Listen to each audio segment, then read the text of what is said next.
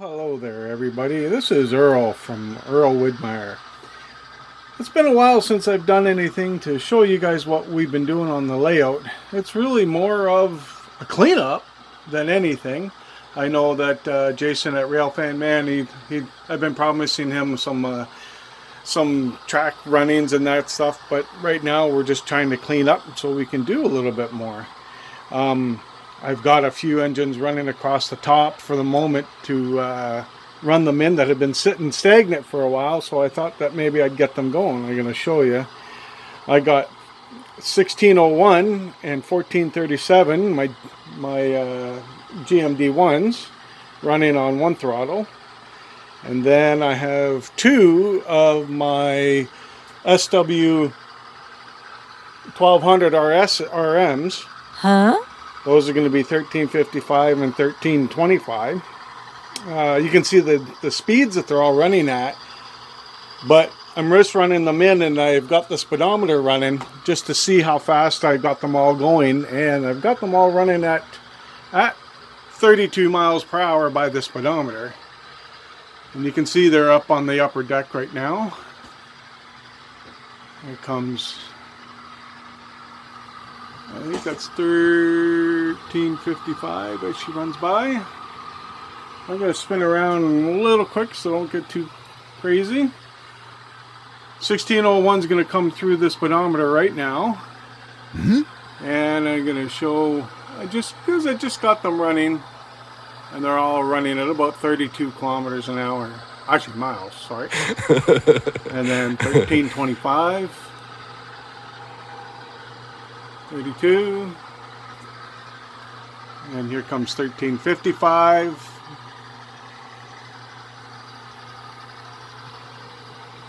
The speed through there, 32. We're all running at different speeds as per the controller, but they're all running the same speed as per the speedometer. I'm going to see if I can get Adam to start speed matching these guys for my layout, for our layout here. He likes to do a lot of speed matching. There's 1437 at 32.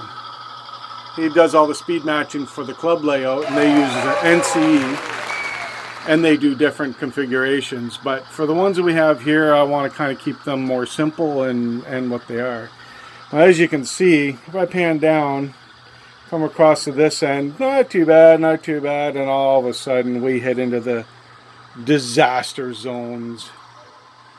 Everything's everywhere. Nothing can be moved over at this end just because we got too many things. We've been doing a lot of work on other engines and stuff, so I got 19/1 over there that I want to get back up on the layout and run him around. He's been sitting for a while. And I also have two more RS 1200s, RMs. Huh?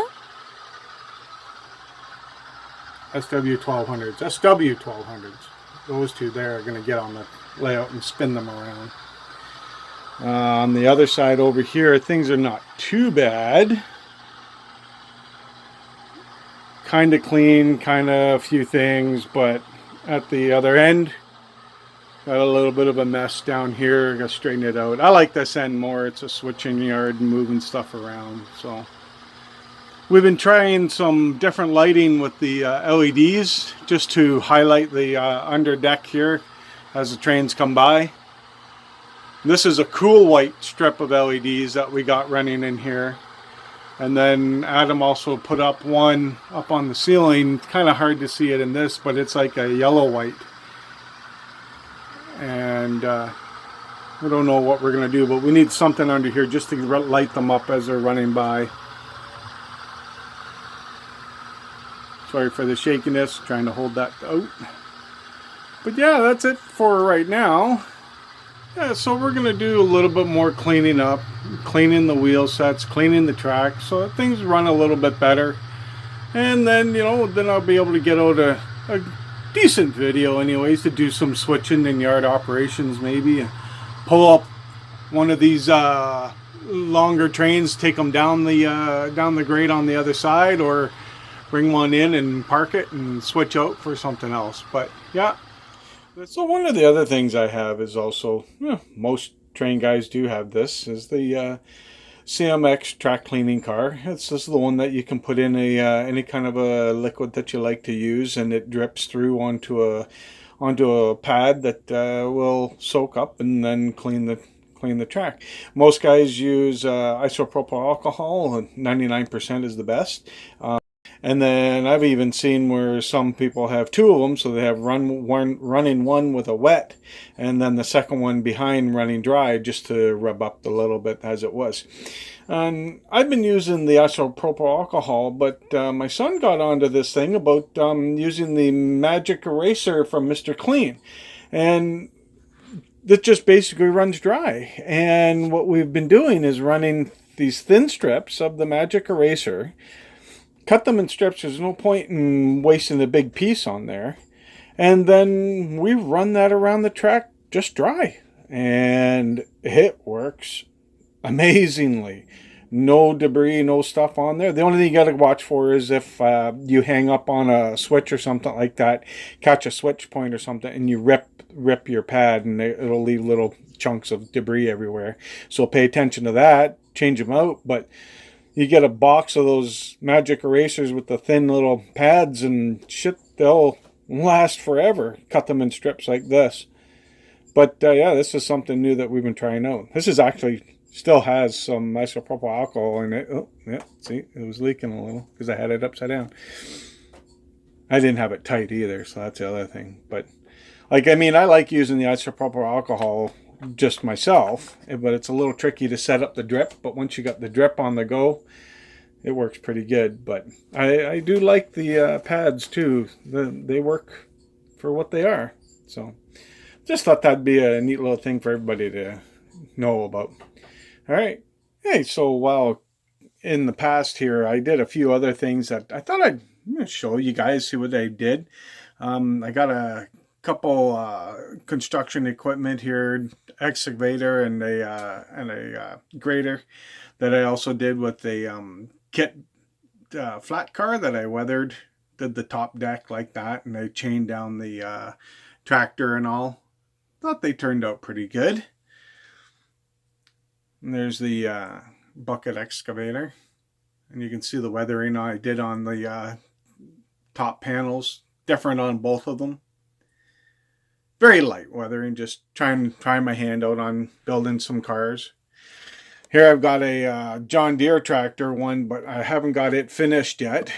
I still got to pin down these guys and chain them up, but that Sioux car was one that I also made. And then when I back out, I got another Sioux line bulkhead car that I made a long time ago. Did some light weathering to it, sorry, getting into the shadow of it.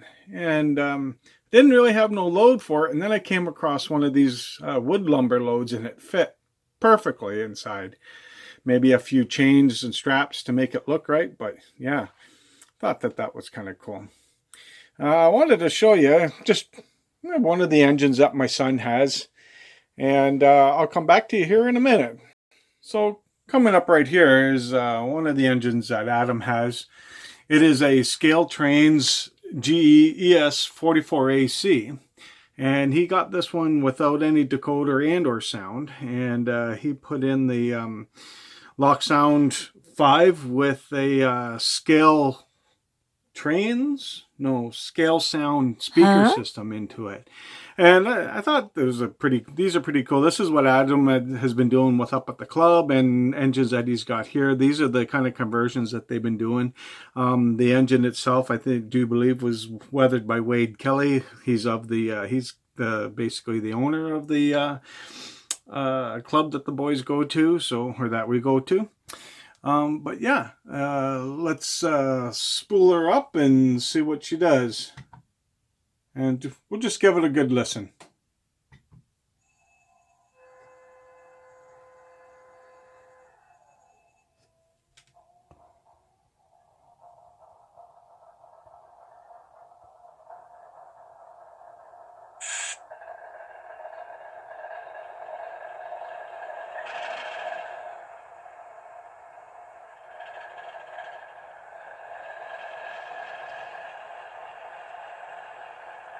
And we give it a bell.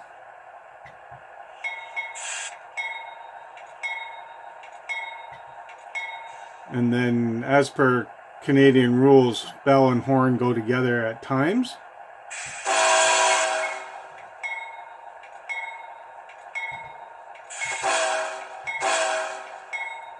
Pretty nice. These scale trains, they have ground lights and walkway lights. Adam has reconfigured this to have different settings, so he has the headlights and ditch lights together on a different line. And we can also turn on the rear separately at the same time. It doesn't have to be directional. See if I can do this without dropping everything. I do believe his rear is 9. Well, that's the ditch lights.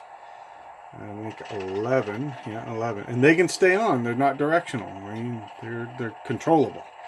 That's one of the cool things they did with that. And turn off 10. Or is that 9? That's 9. Come back around.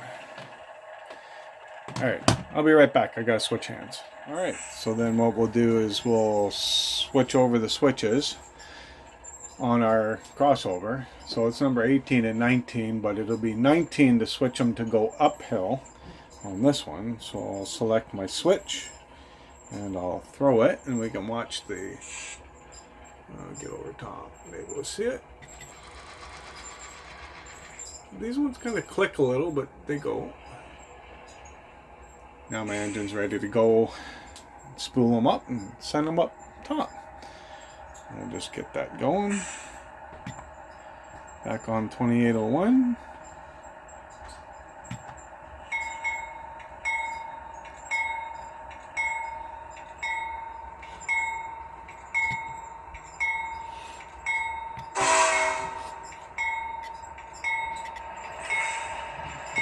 Sorry, we're in reverse.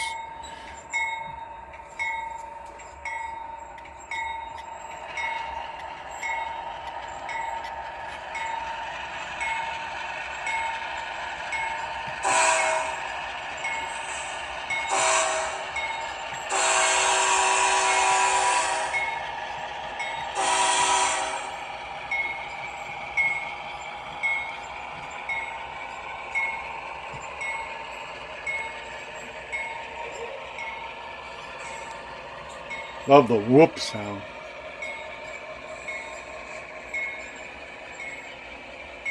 Now that area back there will be a mountain. You'll go into a tunnel right there. This whole backside will be mountain rock side because there's nothing going to be here. And I'm thinking we're going to do an exit mountain opening and just out the backside maybe. There's going to be 1 or 2 of them. That'll be all hidden in behind.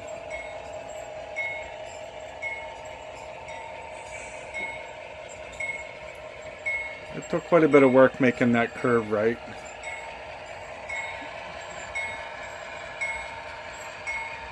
We got a 24-inch radius in those corners. That was the largest radiuses we could go on some of these just for the room.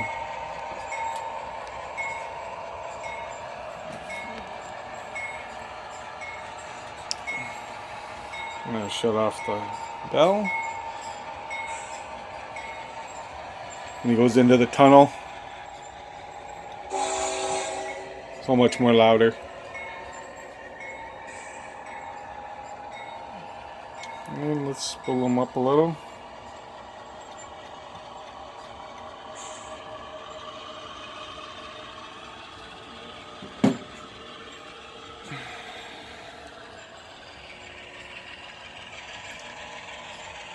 You guys pretty much seen the rest of this. You know what he's gonna do. I'm gonna come up here. I don't have the control in my hand, so if anything happens, I'm gonna have to grab them pretty fast. I think my switch up here is set for the opposite side, so I gotta throw it with my ground throw so that it comes back in cleanly, because that's a straight through for him.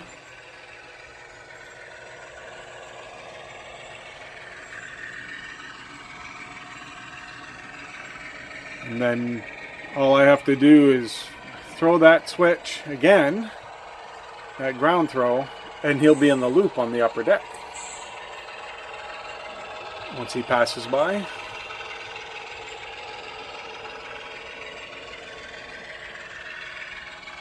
I still got the speedometer on. It might have gone into rest mode, I don't know. It might be off. I think it goes into rest mode if it hasn't been activated. Yeah, it's off. It went into rest mode. Regardless, he's not going that fast. I'm going to turn that off. And speedometer by AccuTrack. That thing's awesome. Alright, I'm going to come back here. Throw this switch. Ground throw. We do use picks to grab the ground throws, so instead of getting our big fat fingers in there. And so he's up in there. He's going to keep continuing on the loop because the switch number 14 right there in front of us is on thrown, so he's going to stay in the loop on this side up here. We see what that happens. But yeah, just a couple more little tidbits of things here and things there. But yeah, all right. These two guys, I was trying them, and 1375 is having engine issues. I got to check them out a little bit more, but 1346 was running good. So, all right, guys. I don't know if anybody ever noticed, but up here on this upper deck, this is the secondary. We got this little cutoff right here.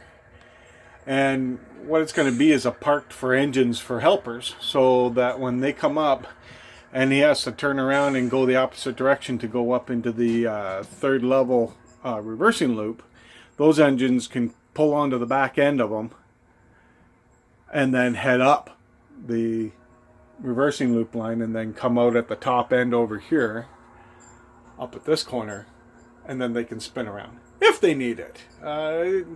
We thought it worked out really well. It was actually originally put there a while ago, long before the reversing loop ever was put in. So, but it's a good place to set a couple guys, you know, have an MOW or, you know, just a little tiny scene up here. We thought it might be a pellet scene or a small grain scene, but it just ends up as probably just to be a track storage. But that's why I'm going to park 2801 right now. So I'll just spool them up. Let them come up here and get past. Give them a bell.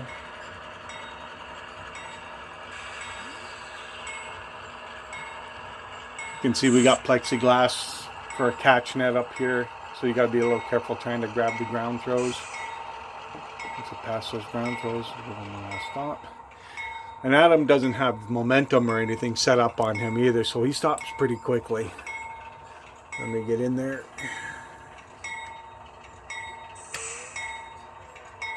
Throw my ground throw.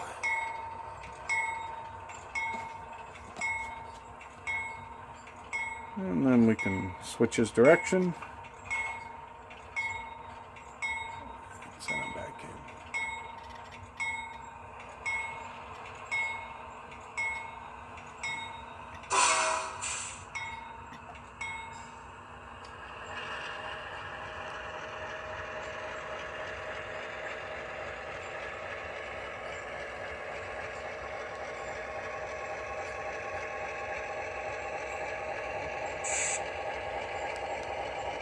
We can set about 3 good engines here if we really want. That's the best we've had. You do 4 and they're kind of close to the end block, so we don't want to have that happen. And there we go. It's all done. Alright guys, that's a good one. Good night. We're all signing off.